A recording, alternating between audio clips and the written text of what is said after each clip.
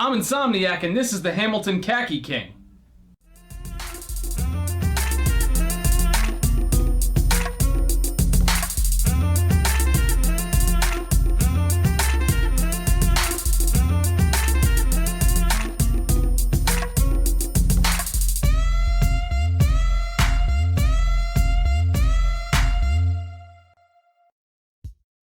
Okay, so first of all, this was sent in by Don from Pittsfield, Massachusetts. Big shout out to Don. If you remember the last review that I posted, which was on the Orient Enforcer, I think that was the Orient Enforcer. That was also one of Don's. So big shout out to Don. Thanks a lot for sending these cool watches in to be reviewed on the channel. This particular model, I'm gonna need some help with this one. Let's see, it's H644555533.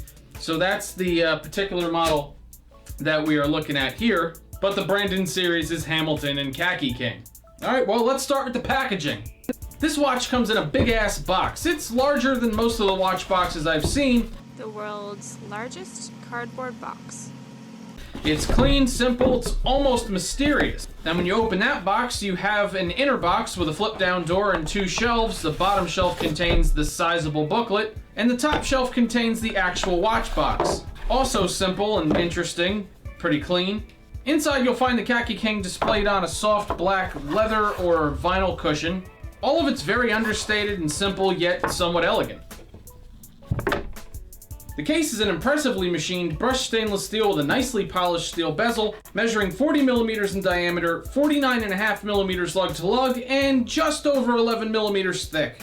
Before we go any further, these dimensions are sweet spot dimensions on my 7-inch wrist. Between the excellent curvature of the lugs, the thin height, and the overall case shape, it fits perfectly and rides the wrist just right for all-day comfort.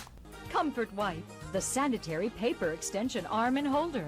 Also, interestingly enough, the combined shape and dimensions equal a smaller look and feel than most 40s. It feels more like a 38. 38 special. It's deceiving enough that it doesn't even look too big on a smaller lady's wrist. Anyway, superb combination of dimensions, contours, and shape. The crown is a medium polished, somewhat grippy piece with the Hamilton H and a significant crown guard. The case back is a brushed stainless, screw down type with an exhibition cased window, and stated water resistance of 5 bar, which equals 50 meters, so definitely not a dive watch, but you can get it wet. Through the exhibition case back, you can see Hamilton's automatic mechanical movement, caliber H40. It's a Swiss-made movement, basically an updated ETA 2834-2. Aesthetically, it's a really simple yet very attractive movement, and Hamilton did a nice job with their custom rotor. The H40 is a 25 joule movement with an 80-hour power reserve. That is bananas. It also has hand winding and hacking. Over the course of the week that I wore it, I observed a deviation of plus 5 to 7 seconds per day, which is awesome. That's super accurate. Haven't adjusted it once the whole week.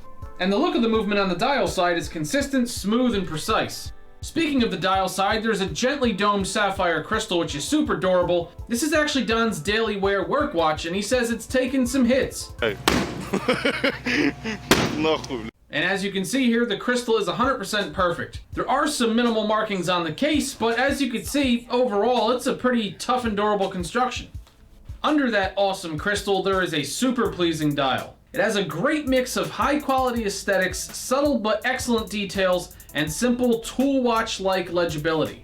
It's a black dial with 3 sections. There's an outer section with minute indices and 5th second indices. The next section is a slightly sunken ring with a super fine concentric circular pattern and printed Arabic numerals for the hour, which in my opinion are the perfect size and font. Then there's the innermost section with a 24-hour or GMT numerals, plus the printed Hamilton name and Khaki automatic. You'll also see Swiss made in tiny print at the very bottom of the dial. Between the indices for 11 and 1, there's a cutout for a full day of the week, and then a small date window just below that.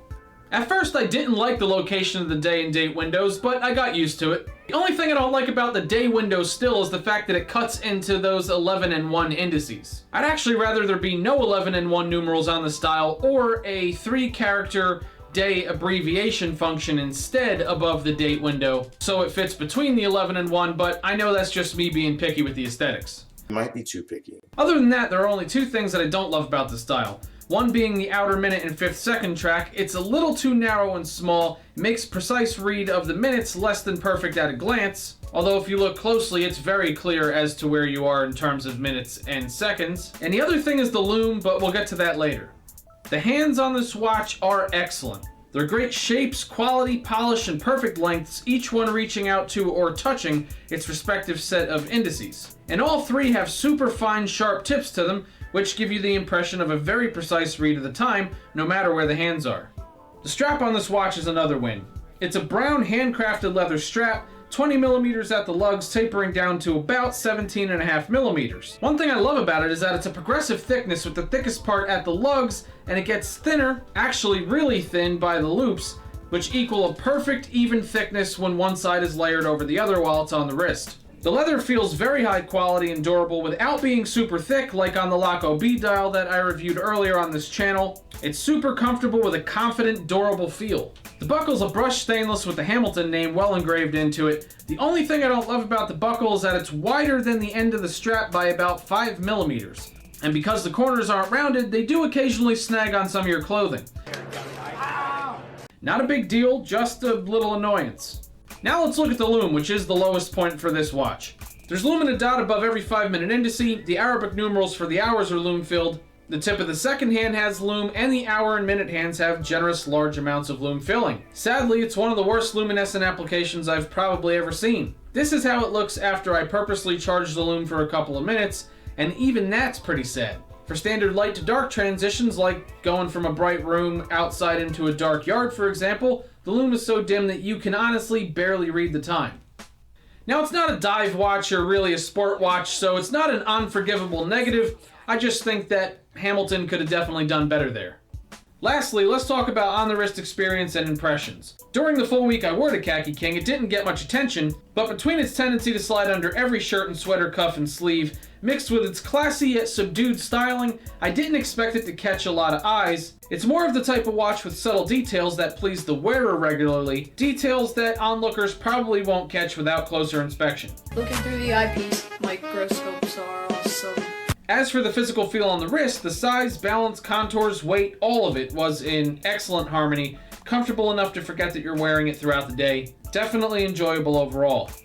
As for my personal impressions after a week on the wrist with this watch, it kind of went from, this is a pretty nice watch on day one, to, by the time I got to writing this review, it's like, I don't really know if I want to send it back, so maybe I should buy one for myself. Now that's a good idea. It's a thoughtfully designed, carefully executed, accurate, easy to read, everyday watch. Throw in the rugged build quality and the high-end look of the finishing and parts, and what you have, at least in my personal experience, and especially for the money, which I'll get to in a second, is a nearly perfect watch. And so you're probably thinking, well, he just said high quality, he said Swiss made, he said nearly perfect watch, so, whatever, it's gonna be expensive, so on to the next one. So expensive. The MSRP of the Hamilton Khaki King is $545, and I would absolutely say that it's worth every penny of that. But as of the time of this particular video, I saw this watch brand new online, this particular model that I'm wearing, for $345. And let me tell you, the pool of watches with Swiss-made automatic movements in them in the sub $400 range is already slim to begin with, let alone many to pick from that are this good. Oh, yeah, that's a good point. If the lume didn't suck and the minute indices were a little bit more pronounced so they could be a little bit more easily legible at a quick glance, I'd probably give this watch 10. But until those improvements are made, on a scale from 1 to 10 Mike Tysons, I would give this watch 9 Mike Tysons. In the sub $500 price range, this is one of the best sub $500 watches I've seen. I gotta get me one of those. Again, a big shout out to Don from Pittsfield for sending this in. Definitely enjoyed my time with this watch. If you enjoyed this review, definitely share it, hit the thumbs up, leave a comment. If you have one of these, I'd love to hear about your experience with it, so leave it down below.